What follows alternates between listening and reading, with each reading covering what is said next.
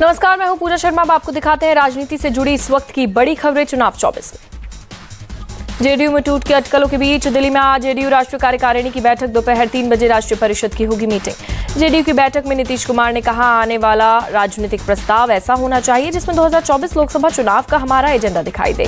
JDU कार्यालय के बाहर नीतीश कुमार के लगे पोस्टर, लिखा, प्रदेश ने पहचाना, अब देश भी पहचानेगा। पोस्टर में कहीं भी जेडीयू के राष्ट्रीय अध्यक्ष ललन सिंह की तस्वीर नहीं। केसी त्यागी ने कहा, जो भी अफवाह और चर्चा थी वो सिरे से खारिज, ललन सिंह अध्यक्ष हैं। जेडीयू की कार्यकारिणी की बैठक से पहले नीतीश से मिले ललन सिंह, घर जाकर की मुलाकात।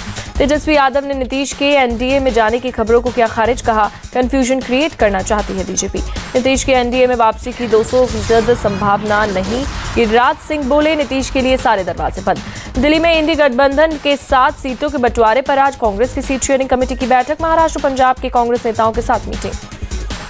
महाराष्ट्र में कांग्रेस ने दिखाए तीखे तेवर। संजय निरुपम बोले, सीटों को लेकर शिवसेना डराए नहीं। इंडिया अलायंस के सामने प्रकाश अंबेडकर ने रखी शर्त, कहा, 12 सीटें मिली तो एमवीए इंडिया के साथ। ममता बनर्जी की 2 टूक, बंगाल में टीएमसी के नेतृत्व में लड़ेगा इंडिया अलायंस। टीएमसी के अलावा कोई पार्टी बीजेपी को नहीं हरा सकती।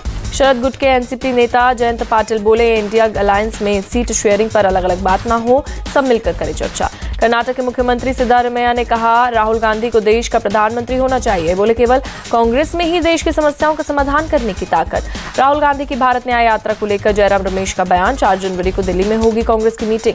कांग्रेस की बैठक में प्रदेश कांग्रेस कमेटी और कांग्रेस विधायक दल होगी बैठक। मीटिंग में भारत न्याय यात्रा की रूट को दिया जाएगा अंतिम रूप। राहुल गांधी की न्याय यात्रा पर स्मृति ईरानी का तंज, जो अन्याय के लिए जाने जाते हैं वो न्याय का ढोंग कर रहे हैं। राजस्थान के बूंदी पहुंचे लोकसभा स्पीकर ओम बिरला, लोगों की समस्याओं को लेकर की बातचीत। मल्लिकार्जुन खड़गे का बीजेपी आरएसएस पर निशाना, कहा, 10 साल से दोनों ने तंग कर रखा है, रोका नहीं गया तो देश का संविधान खत्म हो जाएगा। मल्लिकार्जुन खड़गे ने कहा, हम कुछ राज्यों में चुनाव हारे लेकिन डरेंगे नहीं, लड़ेंगे। नागपुर में उमड़ी भीड़ से गदगद कांग्रेस। सचिन पायलट बोले, मोदी सरकार के खिलाफ लोगों ने बनाया मन, इंडी गठबंधन एनडीए को हराएगा। कांग्रेस की महारैली पर देवेंद्र फडणवीस का तंज, छोटा सा मैदान भी नहीं भर सके जनता, राहुल को गंभीरता से लेने को तैयार नहीं। ममता बनर्जी ने बीजेपी पर साधा निशाना, कहा, राजनीतिक फायदे के लिए नागरिकता के मुद्दे पर लोगों को भटका रही बीजेपी।